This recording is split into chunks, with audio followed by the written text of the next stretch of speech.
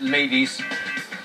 Here with us today are two of the most talented and popular bowlers in UAAP history. And they happen to be brothers. Ladies and gentlemen, please welcome Jeric and Jeron Teng.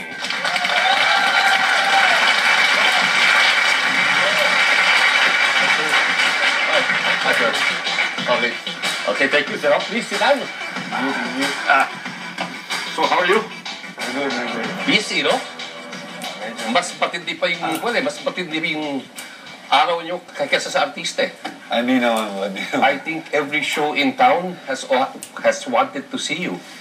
And I think you've guested in practically every show. Mga morning shows, madami. Morning shows. Morning shows. Yeah. Congratulations pala on being drafted sa PBA. And Jeron, on your MVP. Thank you. I have to tell you something. I never miss a game. Importante sa akin kasi naglalaro ko dati. Daddy ko naglaro. Yes. And then yung aking bunsong anak na kaibigan ni Jeron, naglaro din sa Lasal. So, lahat ng games, hanggat maaari, I have to say, yung Lasal UST, nakita ko, inuna ko yung Lasal. Okay. Yung Lasal UST was one of the best UAAP championships I have ever seen. Thank you. You know, at the funny part, pareho kayo ang star ng team ninyo. You both played well, and you gave us a show. You know? Kahit na natalo kami, I'm just happy na kahit pa paano we showed a good game sa mga fans, sa mga tao dahil it's parang may inspiration kami sa mga kids and we were very happy na yung mga kids ina-idolize kami. So sobrang thankful kami. Wait, kung meron yung sa basketball kasi yung final score, may isang bagay doon that I found very, very touching nung nagyakapan kayo. Para sa akin yun, parang hanggang ng storya nun. Hayop. I mean, for me, that said a lot about the two of you, and it said a lot about your parents. I mean, there was a lot of love. You know, even though you were warriors, you know, maganda nga yung sikuan ninyo, tsaka yung tinginan ninyo. Oo, nag-aantay na ako ng konting dugo, pero wala nangyari tayo. Siyempre during the game, sobrang talaga kami nakafocus na we both really want to win. So, medyo wala mo ng kapatid talaga. And after napanalo na kami, parang I felt bad for him. That's why, hinag ko na lang yung kuya ko. So, paano nangyari? Si Daddy, saan mo upo? Anong side? Sa Lasal. Sa Lasal.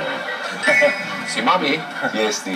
USD. Nakita ko, inuna ko na doon kasi alam ko naman yung Daddy mo na sa Lasal Okay, ito seryoso tanong to, no? Kasi napaka-importante to sa inyong kinabukasan. Yes. Sino yung babaero sa inyong dalawa? Siya.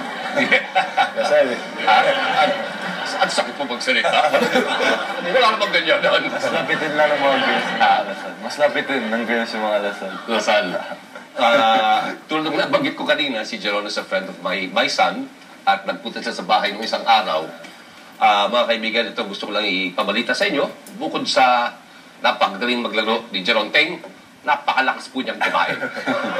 At by the way, hindi ka na pwedeng bumalik sa bahay ko. Sayang yung refrigerator. We're here sa PBA, mag-iiba ng laro, ano? Yes. I mean, iba na yung level of game. Yes, ibang-iba na talaga. I know na it'll be more physical. So, inahanda ko na sarili ko. I spend extra hours sa gym pero most of that siguro is mentally preparing yourself sa physical. Dahil alam mo nang di natatawagan yung mga konting foul. So, more of mentally siguro. How many shots do you take a day? A day, siguro minimum is 300 shots. Pero ikaw gusto ko sa labas, si Jeron kasi gusto sa loob, no? Yung ako yung work on talaga for the next season is my shooting.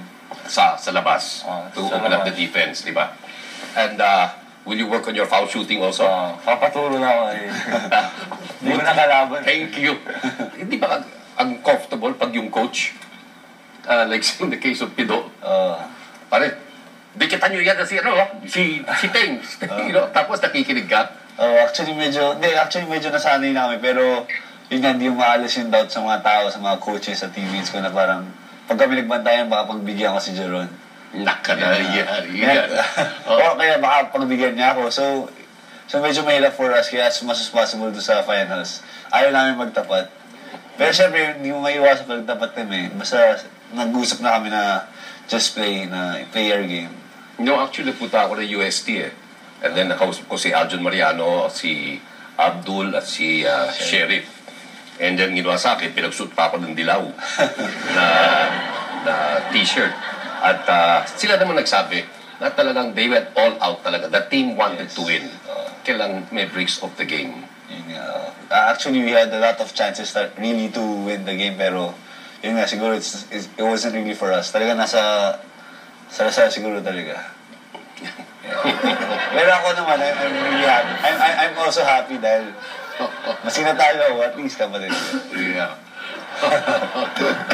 Ang galing ng Lasal, no? Galing. Actually, sa mga following years, Lasal yung talagang contender talaga dahil ang lalakas pa. Contender? As in sa UAP. Hindi, champion. Champion. Hindi, The strongest, contender. Wala na kasi UST next year eh. Kaya kami, champion na naman kami. Makikita mo yun. Your careers are just beginning. Ano bang kinuha sa college? Marketing. Marketing papers. Ganun din. Do you really see yourself making basketball your career? Oh yes, like ever since it's really my dream to play in the PBA. Talagang kwan. Talagang yun talaga yung since bata talaga ako, mahilig ako sa basketball. Kumusta ning... Ay, shoulder ko, okay na talaga. Nagulat na ako dahil yung bigla na lang na, I didn't expect really to play pa sa UAAP. Yung na-injure ako, akala talaga out na for the season. But thankful ako kay Doc Leal dahil he was the one who did the PRP treatment sa shoulder ko. Kaya gumaling, no? Kaya nakapaglaro ulit ako. Kaya before, nung nalaman na maaring hindi ka makapaglaro, yes. Lucky rin sila, Salo, yes! Yes! At nung nakita ka lang naka-uniforme, ano yun? Parang niloko nyo kami. Parang ganon. But again, like I said, it was one of the best UAAP games I have ever watched. Thank you. Meron akong hapon sana sa inyo kung ready, kung gusto nyo subukan. Sure. Konting shooting. Gusto ko makita ko talagang magagaling kayo. Okay. Alvin, sorry, pasensya ka na, pero ayoko nga. I don't mean to embarrass you guys, ha? Here, dito tayo dadaan. Ha? Hindi kaya ko solo. Mag-isa. Okay? Diyan na kayo? Ba't nakaside yung gulo? Okay. Yung sa'yo? Ikaw yung shooter eh. Diyan muna? Right. Tayo. Dito ako. Uy! Alam mo, sorry. Nilagyan na namin ng alambre, oh. Pumasok pa. Oo, Kaya pa yan. Ba't saniraan yung niloko? Wait. Paano lang, ayoko na. Mga kaibigan, stay with us. Aming pagbabalik. Joining us will be none other than Mr. Alvin Teng.